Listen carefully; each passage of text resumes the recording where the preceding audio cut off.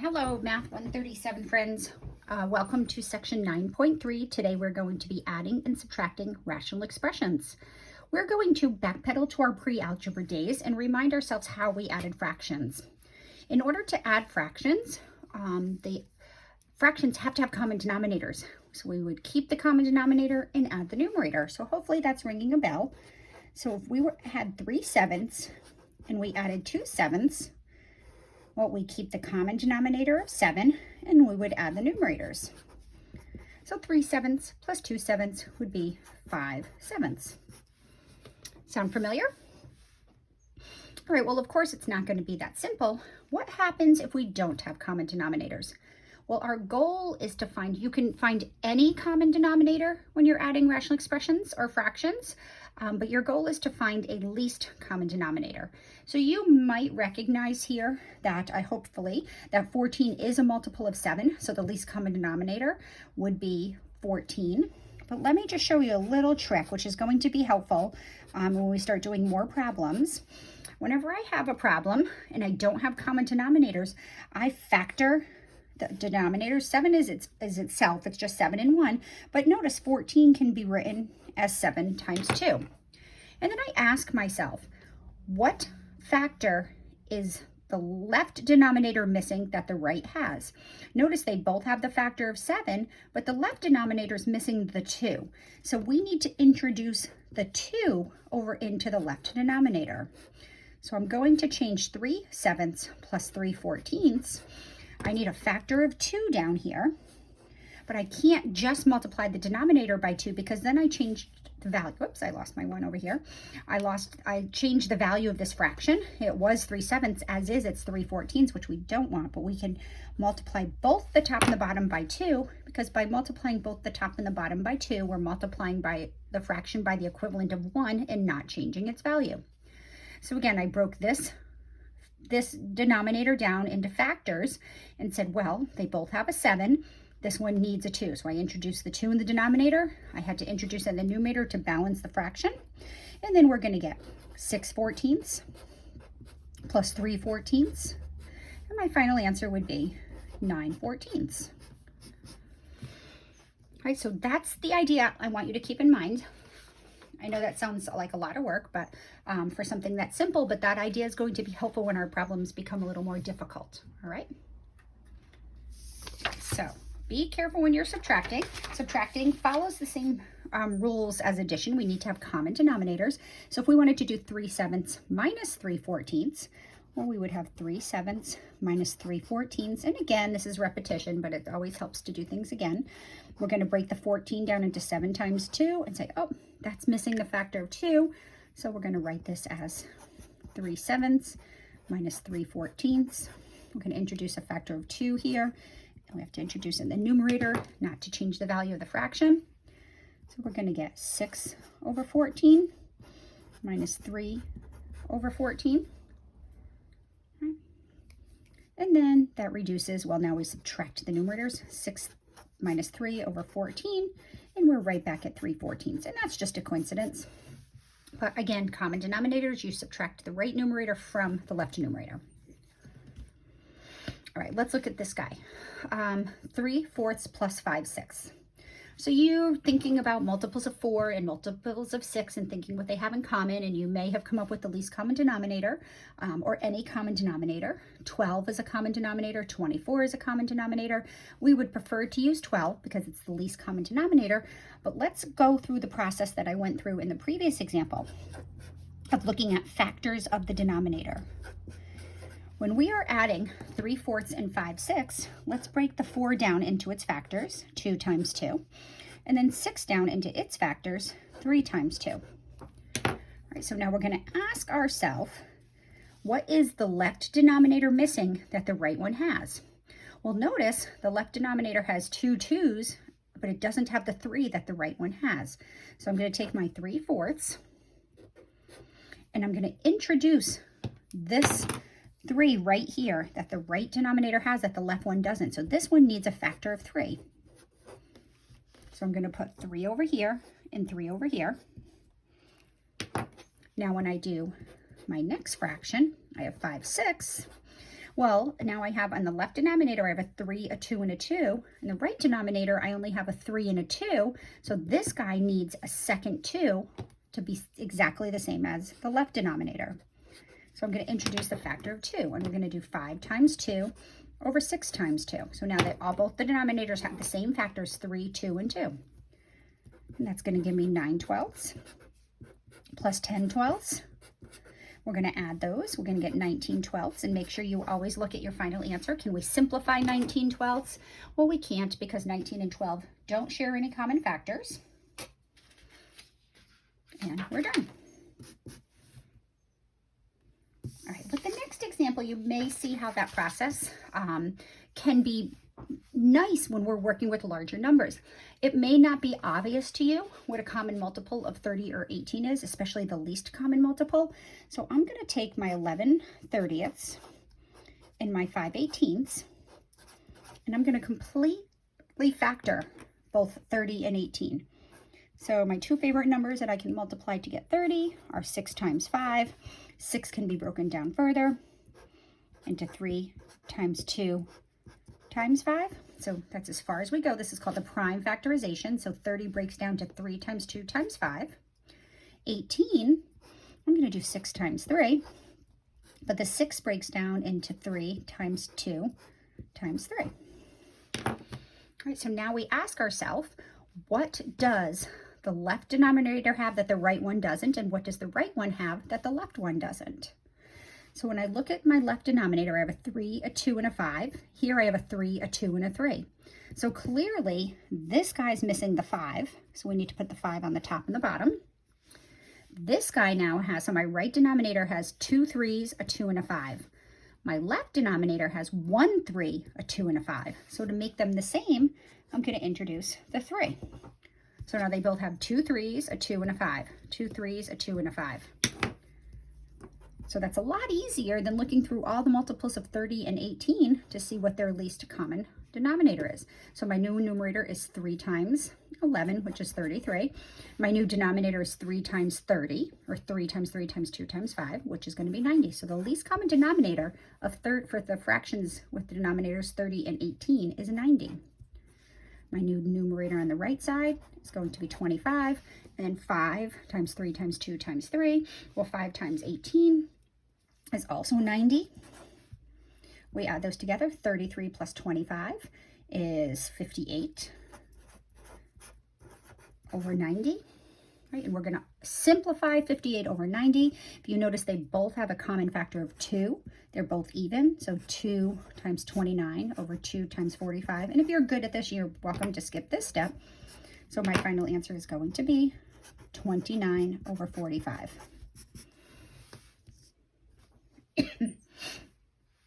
All right, let's try another one with subtraction. And then we'll move on to our algebra. We'll introduce some variables into these expressions. So 7 over 24 minus 11 over 100. Well, we want to find the least common multiple. So I'm going to break 24 down. I'm going to break it, I don't know, 6 times 4 perhaps. And then 6 times 4 can be broken down into 3 times 2, and 4 can be broken down into 2 times 2. So 24 completely broken down is 3 times 2 times 2 times 2. So there's no other way to break down 24. This is its unique prime factorization. 100, I'm going to do 25 times 4.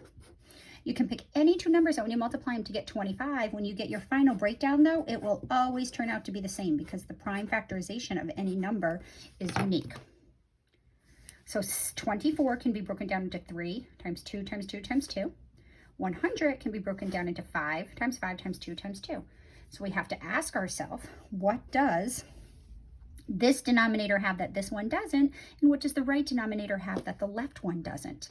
Well, if I look carefully at the right denominator, there's 2 5s here that the left one does not have. So this guy needs 2 5s. So we're going to multiply the top and the bottom by 5 twice. Right, and I'll do 5. And I'm running out of room, so I'm going to do it on that side. So I put my 2 5s down there. In my right denominator, well, now this guy has 2 5s, a 3, and 3 2s. So I'm going to see what they have in common now.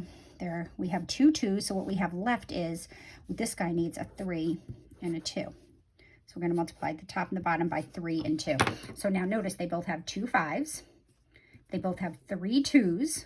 And they both have 1 3. Ooh, that was a lot trickier. All right, so I introduced the factor of 6 into this numerator and denominator. So I know that my common denominator is 100 times 6. So my common denominator, my least common denominator, is 600. And then we're going to do 25 times 7, which is 175. And 11 times 6, which is 66.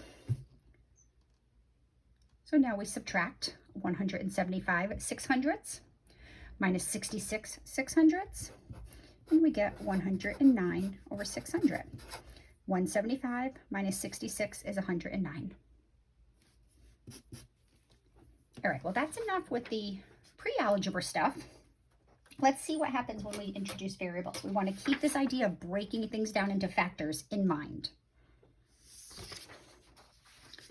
All right, let's add the expressions 3 minus x plus 3x plus 7 over 2, oh, I'm sorry, 3 minus x over 2x squared, much different, plus 3x plus 7 over 2x squared. Well, we have common denominators, so we love when we have common denominators and when we're adding and subtracting fractions. When we have common denominators, we add the numerators. When we're adding fractions, we add the numerators. And we, just like previously, we keep the common denominator. And now we combine like terms. So I have negative x plus 3x, leaves me with 2 x's. 3 and 7 leave me a constant term of 10, all over 2x squared. Now be really careful because you always have to simplify. It's assumed you will simplify everything. So we look at the numerator and we ask ourselves, can we factor 2x plus 10 at all? Does anything factor out in such a way that would be helpful and maybe contain a factor of the denominator? Well, if you notice in the numerator, we can factor a 2 out. If we factor a 2 out, we will have x plus 5 remaining in the parentheses, all over 2 times x squared. So my numerator has 2 factors, 2 and x plus 5. And the denominator has 2 factors, 2 and x squared. We can cross off the common factor of 2, and my final simplified answer will be x plus 5 all over x squared.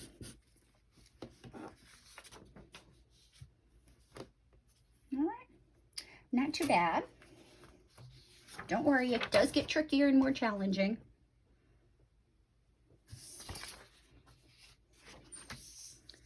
Let's look at this. Let's subtract this time 3x plus 7 over 2x squared from 3 minus x over 2x squared. You have to be really, really super careful here when you're subtracting fractions and the numerator of what is being subtracted has a sum or a difference in it. We have to be really careful here. All right, what do I mean by that? Well, let's leave, whoops, 2x squared. Let's leave my common denominator of 2x squared. So we're just going to go left to right. There's nothing in front here, so we're just going to leave the left numerator as 3 minus x. But now you have to subtract every term in the right numerator. So we have to subtract the 3x. So in other words, we have to distribute the subtraction. So we have to subtract 3x, and we have to subtract the positive 7. So really important, don't forget to subtract and change the signs of every term in the right numerator if the right numerator contains addition or subtraction. So now we're going to combine like terms. Negative x minus 3x is minus 4x's. 3 minus 7 is negative 4, all over 2x squared. And we keep in mind everything that we went through in 9.1. Factor out a common factor. You can factor out the 2 or the negative 2, but notice that we have a 2 in the denominator, so that's what's going to be helpful. I'm just going to factor 2 out. When I factor the positive 2 out, what's remaining is 2x minus 2 as the additional factor in the numerator, all over 2x squared. Which you're welcome to factor out the negative 2. Your answer would look a little bit different, but it would have the same value and meaning. I'm going to cross off the common factor of 2. What's left is negative 2x, negative 2x minus 2 all over x squared. And that would be my final answer.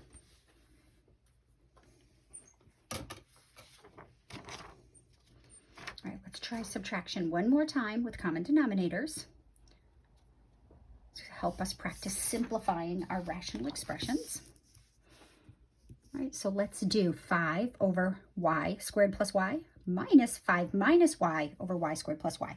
So we get excited. We have a common denominator, not too much to think about here. But if we notice, the right numerator has a sum or a difference. So we have to be really super careful that we subtract each piece and we distribute that subtraction. So my common denominator is y squared plus y. My new numerator is going to be 5. We're going to subtract 5. And then we're going to subtract a minus y. And subtracting a minus y becomes plus y.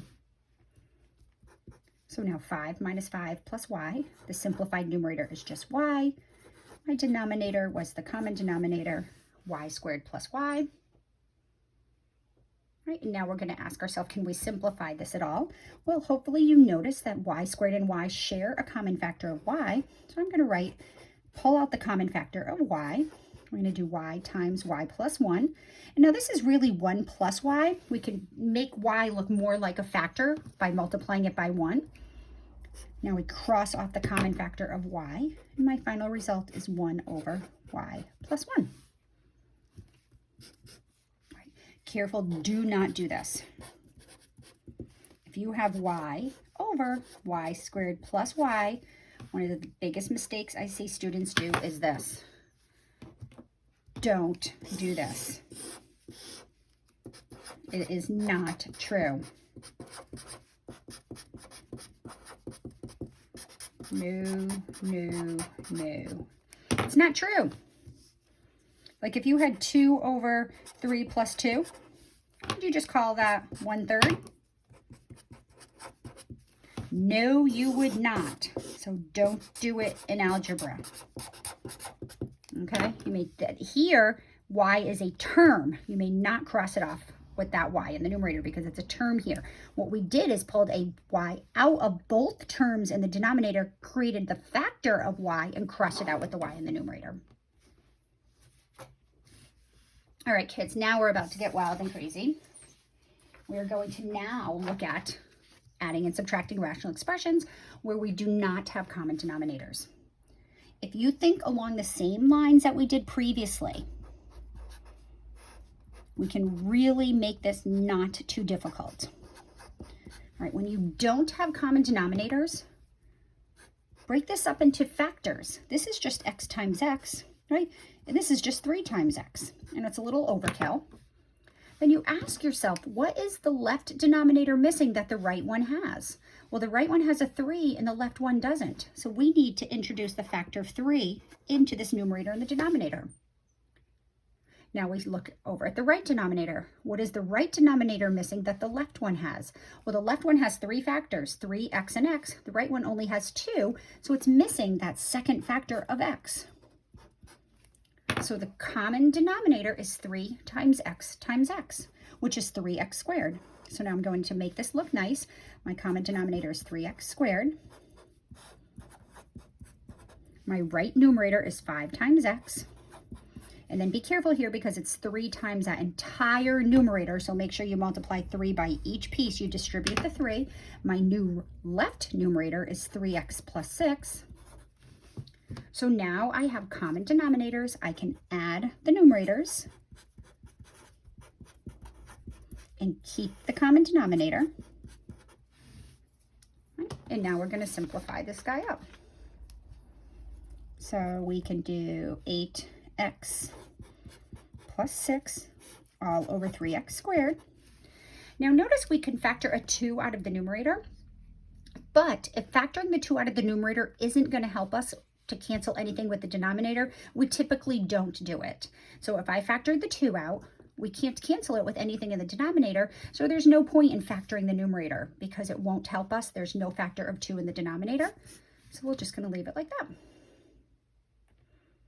All right, now we're going to move on from monomials to little binomial expressions. So we're going to revisit all those ideas from chapter 6, factoring. X plus 2 all over x squared minus 16 plus 5 over x minus 4. Well, we want to completely factor both denominators. Well, x minus 4 is just x minus 4, right? We can't do anything with this guy. But hopefully you noticed that x squared minus 16 is the difference of squares, and the difference of squares always factors. That's x squared minus 4 squared.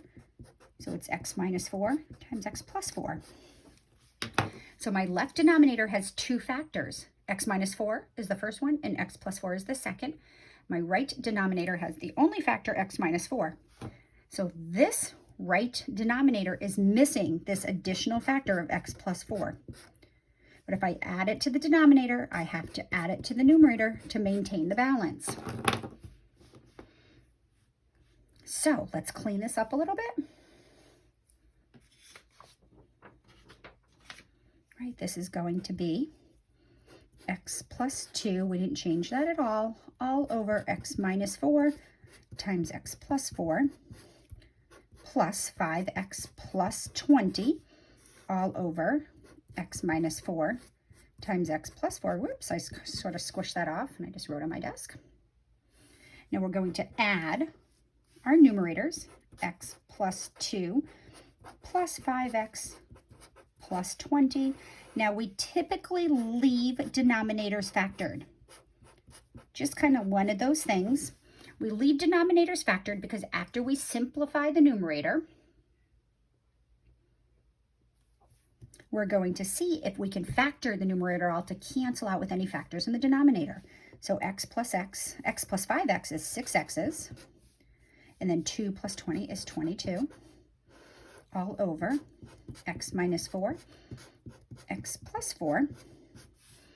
All right, so now we factor the numerator to see if it will cancel with anything in the denominator. Well, 6x and 22 only share a common factor of 2. And when we pull the 2 out, we get 3x plus 11. Now, I know right away that that's not going to be useful because we don't have a factor of 2 or 3x plus 11 in the denominator. So this, in this case, was not necessary.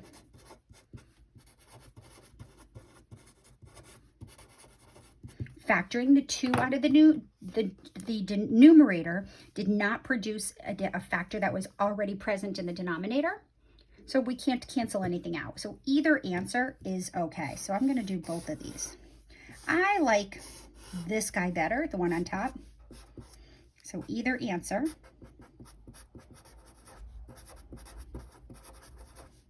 is okay. All right. All right, let's try another one. All right, we're going to factor denominators and then create a common denominator. So let's subtract these guys. In order to subtract fractions, we need a common denominator. So we have the denominator x squared minus x minus 2 minus 3 over x plus 1. Clearly, this only factor of the right denominator is x plus 1. My left denominator, well, think ahead. It'd be really cool if x plus 1 was a factor. It'd be helpful. It's not always the case, but if x plus 1 was a factor, then this would have to be x in order to get negative 2. The product of the last has to be negative 2, so that would have to be negative 2. Now make sure that's just a good educated guess. Let's check. Does the product of the first equal the first? It does. Does the product of the last equal the last? Yep. Do the inners and the outers give me negative 1x? And it does. So that is the correct factorization. So now looking carefully at this, my left denominator has two factors, x plus 1 and x minus 2. My right denominator has only the factor x plus 1. So this one needs the additional factor of x minus 2. So we're going to throw x minus 2 in the numerator and the denominator. We're going to clean this up. I'm going to call this x over x plus 1, x minus 2, minus, and I'm going to distribute the 3x minus 6, so make sure you give it to both of these, over x plus the common denominator, x plus 1, x minus 2. So leave denominators factored. Now we're going to do the subtraction. We're going to keep the common denominator of x plus 1 times x minus 2.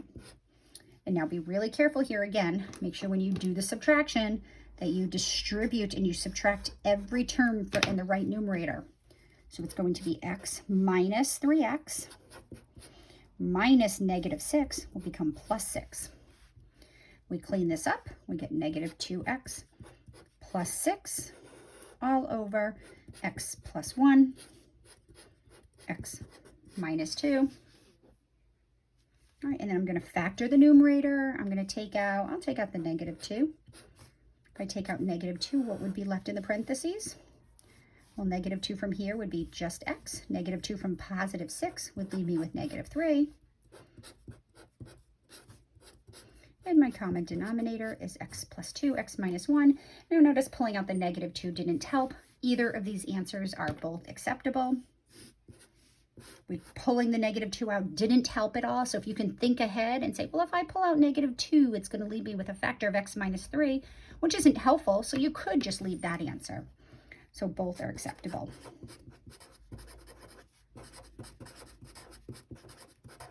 Both are acceptable answers.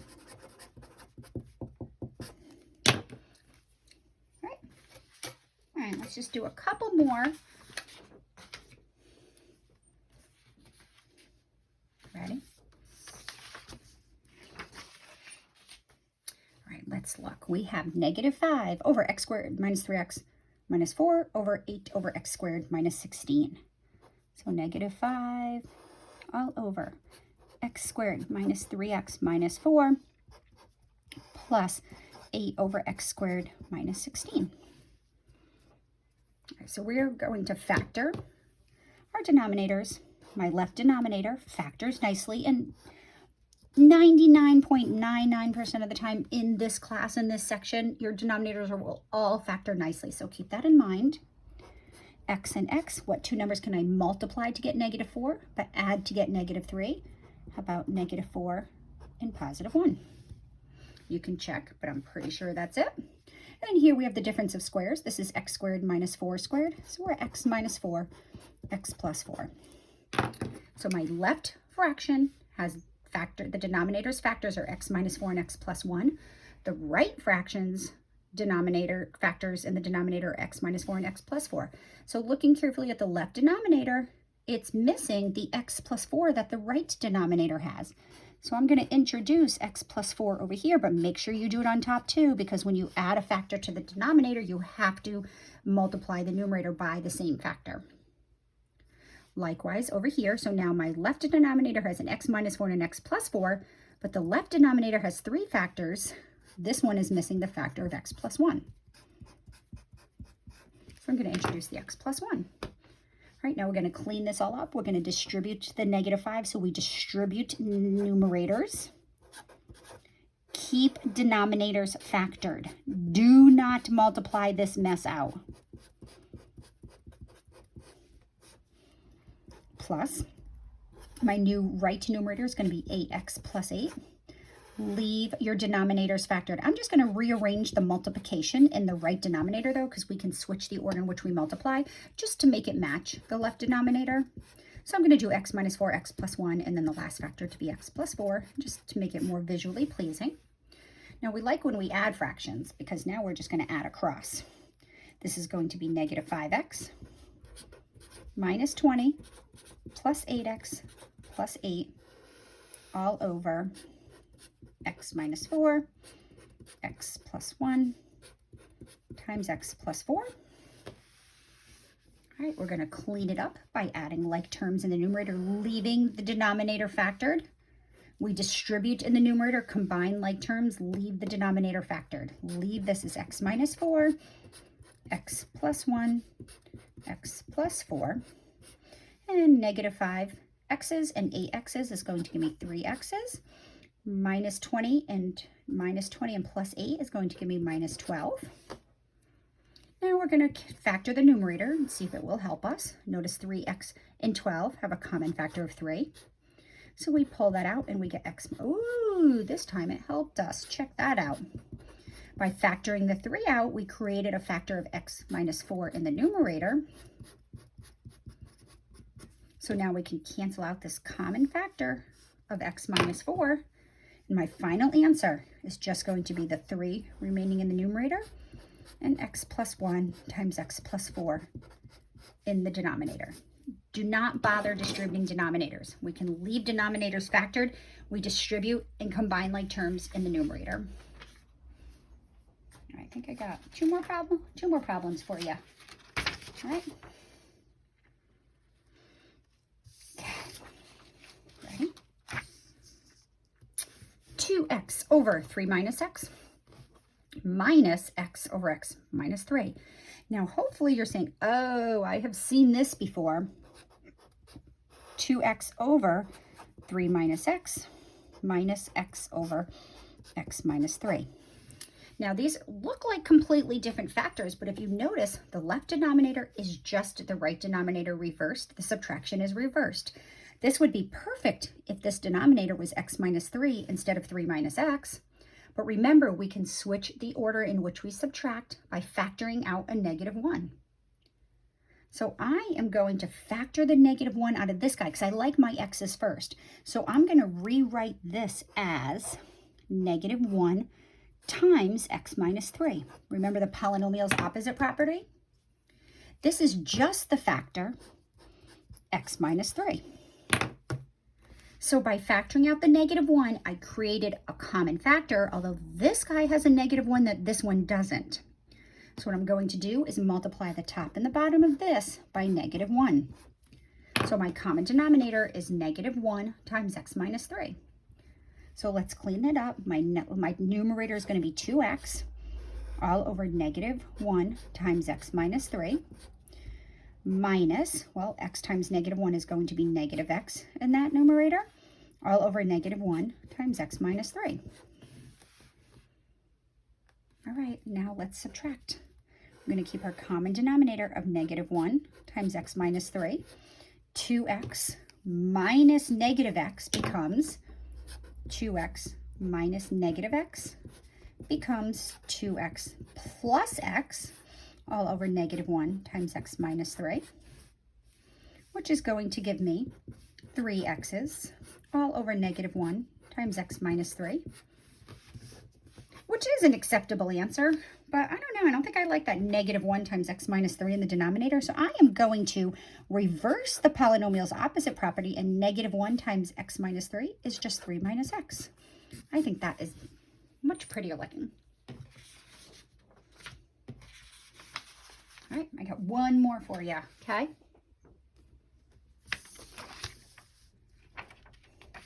Add 4x over x squared plus x plus 3 over x plus 1.